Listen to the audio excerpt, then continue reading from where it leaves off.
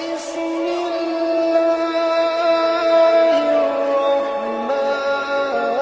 الرحيم. سلطنت عثمانیہ تین براعظموں کے سلطان عام خیال کے مطابق 1517 میں خلافت عثمانیہ کا آغاز ہوا تھا۔ اس بات کے 500 سال مکمل ہونے کے موقع پر یہ خصوصی تحریر لکھی گئی تھی۔ ظہیر الدین بابر کو اچھی طرح احساس تھا کہ اس کی فوج دشمن کے مقابلے پر 8 گنا کم ہے، اس لیے اس نے ایک ایسی چال چلی جو ابراہیم لودھی کے وہم و گمان میں بھی نہیں تھی۔ اس نے پانی پت کے میدان میں عثمانی ترکوں کا جنگی حربہ استعمال کرتے ہوئے چمڑے کے رسوں سے 700 بیل گاڑیاں ایک ساتھ باندھ دیں۔ ان کے پیچھے اس کے توپچی اور بندوق بردار آر لیے ہوئے تھے۔ اس زمانے میں توپوں کا نشانہ کچھ زیادہ اچھا نہیں ہوا کرتا تھا، لیکن جب انہوں نے اندھا دھند گولہ باری شروع کی تو کان پھاڑ دینے والے دھماکوں اور بدبودار دھوئیں نے افغان فوج کو حواس باختہ کر دیا اور اس ناگہانی آفت سے گھبرا کر جس کا جدر منو تھا ادھر کو بھاگ کھڑا ہوا۔ یہ پانی پت کی پہلی لڑائی تھی اور اس کے دوران ہندوستان میں پہلی بار کسی جنگ میں بارود استعمال کیا گیا۔ 1000 سپاہیوں کے علاوہ ابراہیم لودھی کے پاس 1000 جنگی ہاتھی بھی تھے، لیکن سپاہیوں کی طرح انہوں نے بھی کبھی توپوں کے دھماکے نہیں سنے تھے، اس لیے پورس کے ہاتھیوں کی تاریخ دہراتے ہوئے وہ جنگ میں حصہ لینے کی بجائے دم دبا کر یوں بھاگ کھڑے ہوئے کہ الٹا لودھی کی صفیں تتر بتر کر دیں۔ بابر کے 12,000 تربیت یافتہ گھوڑ سوار اسی لمحے کا انتظار کر رہے تھے۔ انہوں نے برق رفتاری سے پیش قدمی کرتے ہوئے لودھی کی فوج کو چاروں طرف سے گھیر لیا اور کچھ ہی دیر بعد بابر کی فتح مکمل ہو گئی۔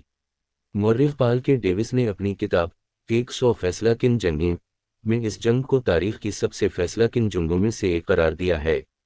یہ عظیم الشان مغلیہ سلطنت کا لمحہ آغاز تھا۔ عثمانی جنگی حربے کے علاوہ اس فتح میں 2 ترک توپچیوں استاد علی اور مصطفی نے بھی کلیدی کردار ادا کیا۔ انہیں ایک اور عظیم سلطنت یعنی سلطنت عثمانیہ کے پہلے خلیفہ سلیم اول نے بابر کو بطور تحفہ عنایت کیا تھا۔ دنیا کی عظیم ترین سلطنتوں میں سے ایک سلطنت عثمانیہ کی داغ بیل عثمان غازی نے 13ویں صدی میں ڈالی تھی۔ اس زمانے میں بازنطینی سلطنت آخری سانسیں لے رہی تھی اور اناطولیہ متعدد چھوٹی چھوٹی ریاستوں اور راجواڑوں میں بٹا ہوا تھا۔ 1254 میں پیدا ہونے والے عثمان غازی ان میں سے ایک چھوٹی سی ریاست سوگوت کے ترک سردار تھے۔ تاہم انہوں نے ایک دن ایک ایسا خواب دیکھا جس نے تاریخ کا رخ موڑ کر رکھ دیا۔ برطانوی مورخ کیرولین فنکل نے اپنی کتاب عثمان کا خواب میں لکھا ہے کہ ایک رات عثمان ایک بزرگ شیخ خطیب علی کے گھر میں سو رہے تھے کہ انہوں نے ایک خواب دیکھا کہ ان کے سینے سے ایک درخت ہو کر ساری دنیا پر سایہ ڈال رہا ہے۔ انہوں نے جب شیخ کو خواب سنایا تو انہوں نے کہا، عثمان میرے بیٹے، مبارک ہو، خدا نے شاہی تخت تمہارے اور تمہاری اولاد کے حوالے کر دیا ہے۔ اس خواب نے عثمان غازی کے لیے مہمیز کا کام کیا، کیونکہ وہ سمجھنے لگے کہ اب انہیں خداندی تائید حاصل ہو گئی ہے۔ اس کے بعد انہوں نے آس پاس کی سلجوق اور ترکمان ریاستوں اور بالآخر بازنطینیوں کو پیدر پہ شکست دے کر اناطولیہ کے بڑے حصے پر اپنا جھنڈا گاڑ دیا۔ یہی خواب بعد میں 6 صدیوں تک راج کرنے والی سلطنت عثمانیہ کا بنیادی جواز اور ستورہ بن گیا، جس کے سائے میں انہوں نے نہ صرف اناطولیہ بلکہ 3 براعظموں کے بڑے حصوں پر صدیوں تک حکومت کی۔ عثمان کے جانشینوں نے جلد ہی اپنی نظریں یورپ پر جما دیں۔ 1326 میں انہوں نے یونان کا دوسرا بڑا شہر تھیسالونیکی فتح کر لیا، جبکہ 1389 میں وہ سربیا پر قابض ہو گئے۔ لیکن ان کی تاریخ ساز کامیابی 1453 میں بازنطینی دارالحکومت قسطنطنی موجودہ استنبول کی فتح تھی۔ مسلمان پچھلے 700 برسوں سے اس شہر پر قبضہ کرنے کی کوششیں کرتے چلے آئے تھے، لیکن اس کا جغرافیہ کچھ ایسا تھا کہ وہ ہر بار ناکام رہے۔ قسطنطنی کو 3 طرف سے بحیرہ باسفورس نے گھیرے میں لیا ہوا ہے، جو اس کے لیے شہر پناہ کا کام کرتا ہے۔ بازنطینیوں نے گولڈن ہارن کو زنجیریں لگا کر بند کر رکھا تھا، جبکہ دوسری جانب ان کے 28 جنگی جہاز پہرے پر مامور تھے۔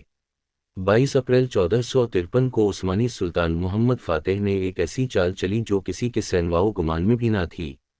انہوں نے خشکی پر تختوں کی شاہراہ تیار کی اور اس پر تیل اور گھی ڈال کر اسے خوب فسلوا بنا دیا۔ اس کے بعد انہوں نے اپنے اسی بحری جہاز اس راستے پر مویشیوں کی مدد سے گھسیٹ کر دوسری طرف پہنچا دیے اور شہر کے حیرت زدہ محافظوں پر آسانی سے قابو پا لیا۔ محمد فاتح نے اپنا دارالحکومت قسطنطنی منتقل کر کے اپنے لیے قیصر روم کا خطاب اختیار کیا۔ پہلا عثمانی خلیفہ فاتح کے پوتے سلیم اول کی نظریں کہیں اور تھیں۔ انہوں نے 1516 اور 1517 میں مصر کے مملوکوں کو شکست دے کر مصر کے علاوہ موجودہ عراق، شام، فلسطین، اردن اور سب سے بڑھ کر حجاز پر قبضہ کر کے اپنی سلطنت کا رقبہ دوگنا کر دیا۔ اس کے ساتھ ہی آج سے ٹھیک 500 سال قبل حجاز کے دو مقدس شہروں مکہ اور مدینہ حاصل کرنے کے ساتھ ہی سلیم اول مسلمان دنیا کے سب سے طاقتور حکمران بن گئے۔ عام تصور کے مطابق 1517 سے عثمانی خلافت کا آغاز ہوا اور سلیم اول کو پہلا خلیفہ قرار دیا جاتا ہے، جبکہ ان سے پہلے عثمانی سلطان یا بادشاہ کہلاتے تھے۔ سلیم اول کو عام طور پر پہلا عثمانی خلیفہ تصور کیا جاتا ہے۔ مولانا ابو الکلام آزاد اپنی کتاب مسئلہ خلافت میں لکھتے ہیں، سلطان سلیم خان اول کے عہد سے لے کر آج تک بلا نزا سلاطین عثمانیہ تک تمام مسلمان عالم کے خلیفہ و امام ہیں۔ ان 4 صدیوں کے اندر ایک مدعی خلافت بھی ان کے مقابلہ میں نہیں اٹھا۔ حکومت کے دعوے دار سینکڑوں اٹھے ہیں، مگر اسلام کی مرکزی خلافت کا دعویٰ کوئی نہ کر سکا۔ مختصر عرصے میں یک کے بعد دیگر کامیابیاں حاصل کرنے کے دوران سلیم اول کا سب سے مؤثر جنگی ہتھ کنڈا وہی تھا جو 10 سال بعد ظہیر الدین بابر نے پانی پت میں آزمایا تھا، یعنی بارود۔ 17ویں صدی میں سلطنت عثمانیہ کی حدود۔ ہمایوں بنام خلیفہ بابر کے جانشین ہمایوں کو عثمانیوں کا یہ احسان یاد رہا۔ وہ سلیم اول کے بیٹے سلمان عالیہ شان کو ایک خط میں لکھتے ہیں، رتبہ خلافت پر فائز علی جناب، فلک عظمت کے ستون، اسلام کی بنیادوں کے رکھوالے سلطان کے لیے نیک تمنا نے۔ آپ کا نام مہر جاواؤ منزلت پر کھدا ہوا ہے اور آپ کے دور میں خلافت نئی بلندیوں تک پہنچ گئی ہے۔ اللہ کرے کہ آپ کی خلافت جاری و ساری رہے۔ ہمایوں کے بیٹے اکبر نے عثمانیوں کے ساتھ کسی قسم کے تعلقات قائم کرنے کی کوشش نہیں کی، جس کی ایک وجہ یہ ہو سکتی ہے کہ عثمانی ایران کے صفوی حکمرانوں کے ساتھ مسلسل حالت جنگ میں تھے اور اکبر صفویوں کو ناراض نہیں کرنا چاہتے تھے۔ البتہ ان کے جانشینوں شاہ جہان اور اورنگ زیب عالمگیر کے عثمانی سلاطین کے ساتھ اچھے تعلقات تھے۔ ان کے درمیان تحائف اور سفارتی وفود کا تبادلہ عام تھا اور وہ انہیں تمام مسلمانوں کا خلیفہ مانتے تھے۔ صرف مغل نہیں بلکہ دوسرے ہندوستانی حکمران بھی عثمانیوں کو اپنا خلیفہ سمجھتے تھے اور اقتدار میں آنے کے بعد ان سے بیعت لینا ضروری سمجھتے تھے۔ ٹیپو سلطان نے میسور کا حکمران بننے کے بعد ایک خصوصی وفد قسطنطنی بھیجا تھا تاکہ اس وقت کے عثمانی خلیفہ سلیم سوم سے اپنی حکمرانی کی تائید حاصل کر سکیں۔ سلیم سوم نے ٹیپو سلطان کو اپنے نام کا سکہ ڈھالنے اور جمعے کے خطبے میں اپنا نام پڑھوانے کی اجازت دی۔ یہ الگ بات کہ انہوں نے ٹیپو کی طرف سے انگریزوں کے خلاف لڑنے کے لیے فوجی امداد کی درخواست قبول نہیں کی، کیونکہ اس وقت وہ خود روسیوں سے برسرے پیکار تھے اور اس دوران وہ طاقتور انگریزوں کی دشمنی مول نہیں لے سکتے تھے۔ سلیمان عالیہ شان کی زندگی پر مبنی میرا سلطان پاکستان میں بہت شوق سے دیکھا گیا۔ میرا سلطان عثمانیوں نے ابتدا ہی میں یورپ کے کئی علاقے فتح کر لیے تھے۔ سلمان عالیہ شان جن کے نام پر بننے والی ٹیلی ویژن سیریز میرا سلطان پاکستان میں بہت مقبول ہوئی تھی کہ دور میں سلطنت اپنے فوجی، سیاسی، معاشی اور ثقافتی عروج پر پہنچ گئی۔ سلمان نے بلغراد اور ہنگری فتح کر کے اپنی سرحدیں وسطی یورپ تک پھیلا دیں۔ تاہم 2 بار کوشش کے باوجود سلمان عالیہ شان آسٹریا کے شہر ویانا کو فتح نہیں کر سکے۔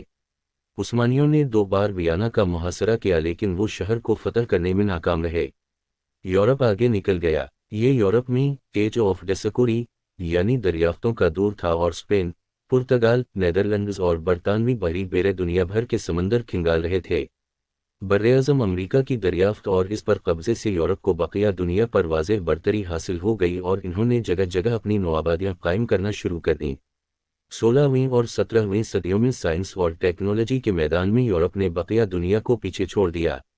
اس کی ایک وجہ یہ تھی کہ جہاز رانی کی صنعت کے فروغ کی وجہ سے انہیں جہاز رانی کے لیے نئے آلات ایجاد کرنے اور انہیں بہتر بنانے کی ضرورت تھی جس نے سائنس اور ٹیکنالوجی دونوں کو فروغ دیا۔ دوسری چیز چھاپا خانہ تھی جس کی 1439 میں ایجاد کے بعد یورپ میں علمی اور فکری انقلاب برپا ہو گیا۔ وہ علوم و فنون جن پر اس سے پہلے صرف اشرافیہ اور کلیسا کا اجارہ تھا اب عام آدمی کی دسترس میں آ گئے۔ کولمبس کی براعظم امریکہ میں آمد یورپ کی تاریخ کا اہم موڑ تھی جس سے وہاں علم و فن کا نیا دور شروع ہو گیا۔ اگر عثمانی بھی پرنٹنگ پریس سے استفادہ شروع کر دیتے تو شاید آج دنیا کی تاریخ مختلف ہوتی، لیکن سلطان فاتح کے بیٹے بایزید دوم نے 1483 میں عربی رسم الخط میں کتابیں چھاپنے والوں کے لیے موت کی سزا مقرر کر دی۔ اس کی وجہ یہ تھی کہ علماء نے چھاپا خانے کو فرنگیوں کی ایجاد کہہ کر فتوی دیا تھا کہ اس فرنگی ایجاد پر قرآن یا عربی رسم الخط میں کتابیں چھاپنا مذہب کے خلاف ہے۔ چنانچہ یورپ آگے بڑھتا چلا گیا، عثمانی سلطنت سال بہ سال سکڑتی چلی گئی حتیٰ کہ پہلی جنگ عظیم کے دوران انگریزوں نے ان سے اناطولیہ کے علاوہ تقریباً تمام علاقے چھین لیے۔ ہندوستان کے مسلمانوں کو اس کا بڑا دکھ ہوا کیونکہ وہ عثمانی خلیفہ کو اپنا مذہبی حکمران اور رہنما سمجھتے تھے۔ انہوں نے 1919 میں مولانا محمد علی اور مولانا شوکت علی کی قیادت میں تحریک خلافت شروع کی، جس میں انگریزوں کو دھمکی دی گئی کہ اگر انہوں نے خلیفہ عبدالحمید کو مظلوم کرنے کی کوشش کی تو ہندوستانی مسلمان ان کے خلاف بغاوت کر دیں گے۔ اس تحریک میں عطا اللہ شاہ بخاری، حسرت موہانی، مولانا ابوالکلام آزاد، ظفر علی خان، مولانا محمود الحسن اور حکیم اجمل خان جیسے رہنما بھی شامل ہو گئے۔ گاندھی خلافت کے ساتھ قائد اعظم الگ تھلگ۔ 1920 میں انڈین نیشنل کانگریس نے بھی تحریک خلافت کا ساتھ دینا شروع کر دیا۔ مہاتما گاندھی کی عدم تشدد پر مبنی صلح نافرمانی کی مہم تحریک خلافت ہی کے بطن سے پھوٹی تھی۔ دلچسپ بات یہ ہے کہ قائد اعظم محمد علی جناح نے خود کو اس تحریک سے الگ تھلگ رکھا کیونکہ وہ سمجھتے تھے کہ یہ کامیاب نہیں ہو سکے گی۔ اس سے پہلے یہ تحریک مزید زور پکڑتی 1922 میں کمال اتاترک کی قیادت میں قوم پرست طاقتوں نے ملک کا اقتدار سنبھال کر خلیفہ عبدالحمید کو مذلول اور خلافت کے منصب کو ختم کر دیا، اور یوں 623 برس تک شان و شوکت سے راج کرنے والی اس عظیم سلطنت کا سورج ہمیشہ کے لیے غروب ہو گیا۔ ہندوستانی مسلمان عوام نے انتہائی جوش و جذبے سے تحریک خلافت میں حصہ لیا۔ مولانا سید ابوالحسن علی ندوی لکھتے ہیں، جنہوں نے 1921 سے 22 کا زمانہ نہیں دیکھا، ان کو کیا بتایا جائے کہ اس وقت ہندوستان کس طرح کو آتش فشاں بنا ہوا تھا۔ اتحادیوں کی فتح سلطنت عثمانیہ کے خلاف ان کے منصوبوں اور خلافت کو ختم کر دینے کی کوشش کی خبر نے سارے ہندوستان میں آگ لگا رکھی تھی۔ مسجدوں، مجلسوں، مدرسوں، گھروں، دکانوں اور خلوت و جلوت کہیں گویا اس گفتگو کے سوا کوئی گفتگو نہ تھی۔ مولانا شوکت علی بیٹھے ہوئے تحریک خلافت کے سرگرم کارکن تھے۔ اس دوران ہر بڑے چھوٹے بوڑھے بچے اور مرد و عورت کی زبان پر یہ شعر تھا، بولی اماں محمد علی کی جان بیٹا خلافت پہ دے دو۔ عوام نے تحریک کی کامیابی کے لیے دل کھول کر چندہ دیا۔ ہندوستان کے طول و عرض سے عورتوں تک نے اپنے ہاتھوں کی چوڑیاں اور کانوں سے بندے اتار کر خلافت کمیٹیوں کی نظر کر دیے۔ روایت مشہور ہے کہ ایک عورت اپنا بچہ لے آئی اور یہ کہہ کر خلافت کمیٹی کے حوالے کر دیا کہ میرے پاس چندے میں دینے کے لیے اس کے سوا کچھ نہیں ہے۔ یہ تحریک تو کامیاب نہیں ہو سکی، لیکن ترکی کے عوام کو یہ جذبہ آج بھی یاد ہے۔ جو لوگ ترکی گئے ہیں وہ یہی کہتے ہیں کہ دنیا بھر میں پاکستانیوں کی جتنی عزت ترکی میں ہوتی ہے وہ کسی اور ملک میں نہیں ہوتی۔